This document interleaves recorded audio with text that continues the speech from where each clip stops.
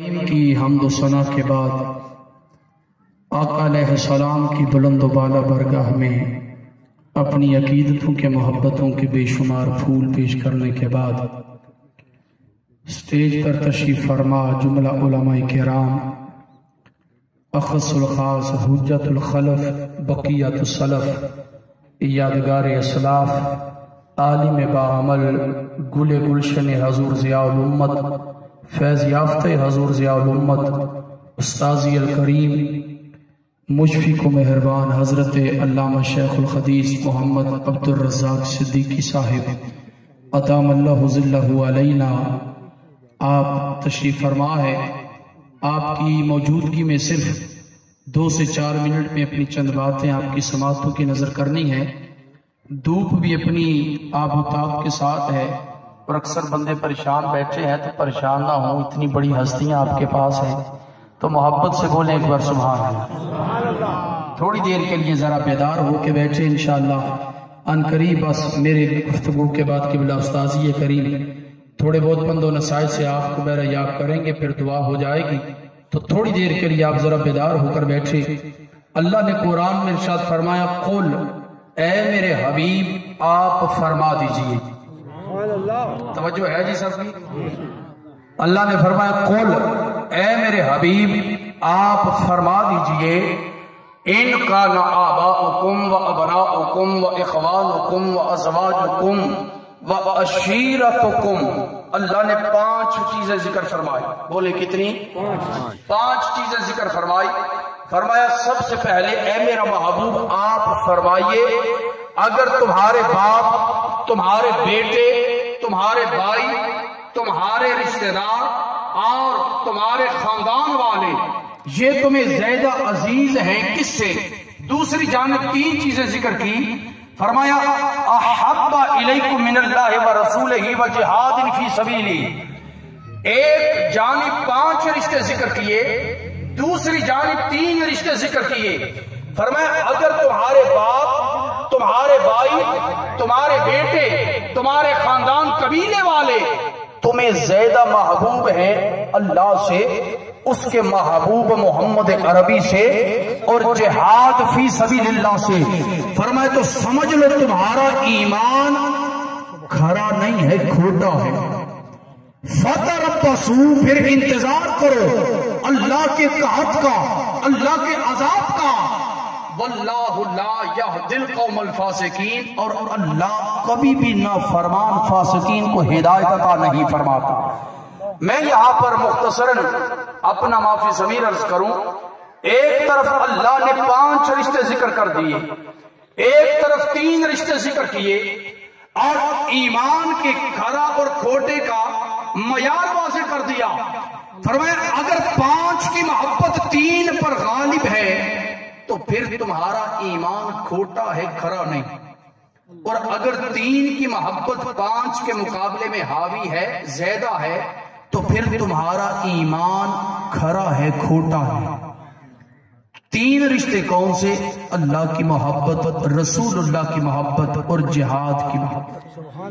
لیکن اب اللہ کی محبت یہ تینوں محبتوں کی جامع محبت نہیں، جہاد کی محبت بھی یہ تینوں محبتوں کی جامع نہیں، لیکن سونے مصطفیٰ کی محبت اللہ کی محبت کی بھی جامع ہے، جہاد کی محبت کے بھی جامع ہے۔ آقا علیہ السلام کے دور میں بے شمار تھے جو رب کو مانتے تھے لیکن سرکار کو نہیں مانتے تھے۔ اللہ نے فرمایا انہیں بتائیں وما ہم بمؤمنین، یہ پکے مومن نہیں بنے۔ مومن ہونے کے لیے ضروری ہے کہ تیرے سینے کے اندر آمینہ کے لال کی محبت آ جائے۔ آئیں اس محبت کی چند جھلکیاں صحابہ کرام کی زندگیوں میں سے دیکھتے ہیں۔ آقا علیہ السلام کی پیاری زوجہ حضرت ام حبیبہ رضی اللہ تعالی عنہ، آپ کے والد حضرت ابو سفیان رضی اللہ تعالی عنہ، آپ نے بعد میں کلمہ اسلام پڑھا، پہلے آپ غیر مسلم تھے، اور حضرت ام سلمہ یہ پہلے کلمہ پڑھ کر آقا علیہ السلام کی زوجیت کا شرف پا چکی تھی۔ صلح حدیبیہ کا موقع تھا، حضرت ابو سفیان اپنی بیٹی کے گھر آئے، توجہ ذرا کیجئے، باپ اپنی بیٹی کے گھر آیا لیکن ہے تھا غیر مسلم، تو جب بیٹھنے لگے تو ام حبیبہ نے بسترہ ہٹا دیا، تو باپ تک کہنے لگا بیٹی تم نے میرے نیچے سے بسترہ اٹھا دیا ہے، بتاؤ کیا میں بسترے کے قابل نہیں یا بسترہ میرے قابل نہیں؟ جب یہ بات کہی تو ام حبیبہ کے دل کے اندر آقا کی محبت موجود تھی۔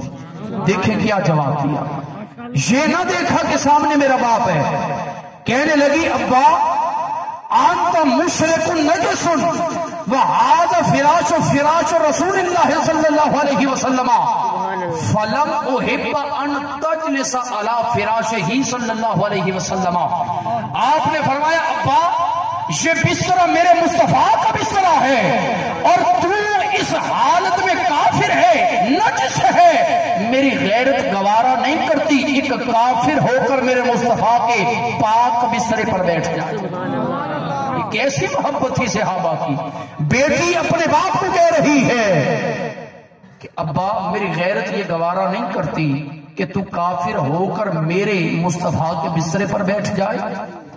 آخری حدیث طیبہ سنا کر اپنی گفتگو ختم کرتا ہوں۔ عروہ بن مسعود ثقفی، صلح حدیبیہ کا موقع تھا، آپ مسلمانوں کے ساتھ صلح کرنے کے لیے آئے۔ آقا علیہ السلام کے صحابہ کے سینوں میں جب محبت مصطفیٰ دیکھی، واپس کافروں کے پاس جا کر کیسا نقشہ کھینچا۔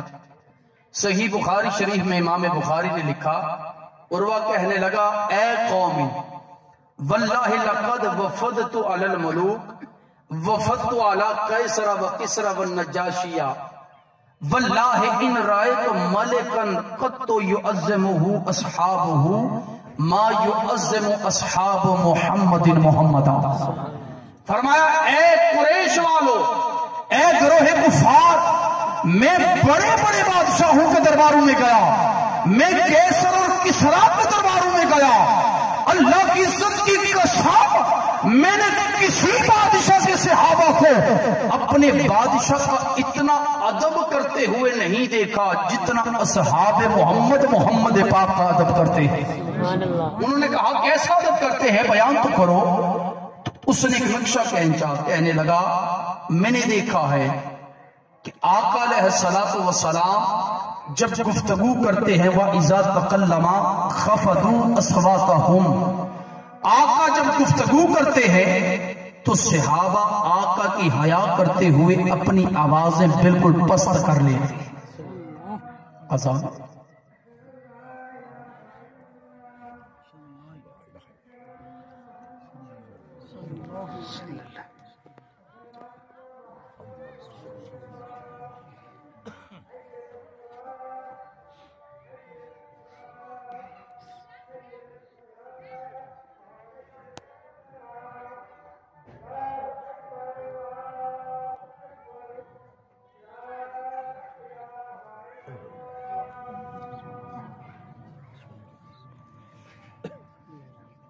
کہنے لگا کہ آقا علیہ السلام جب گفتگو فرماتے آقا کے سارے صحابہ اپنی آواز بالکل پست کر لیتے، کہیں ایسا نہ ہو کہ ہماری آواز مصطفیٰ سے اونچی ہو جائے، بے ادبی نہ ہو جائے۔